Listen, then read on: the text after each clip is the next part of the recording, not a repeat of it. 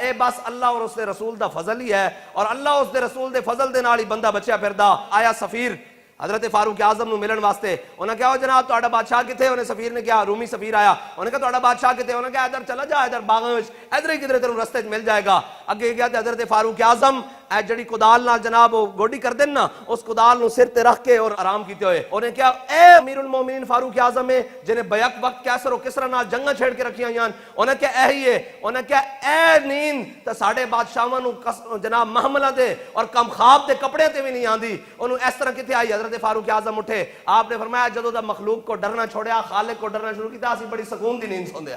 کیا ایویں تو نہیں نا چھتی پیبند پا کے ہاں جی دیکھیے کہ شام سے امت کا امام آتا ہے، خود تو پیدل ہے سواری پہ غلام آتا ہے۔ میرے ہاتھ میں تھا جب تک میرے مصطفیٰ کا دامن، میرے پاؤں چومتی تھی یہی گردش زمانہ۔ حضرت فاروق اعظم اگر حاکم دا یہ حال سی نا تے پھر تھلے رعایا اور اس دے تھلے چلن والے دا کی حال سی۔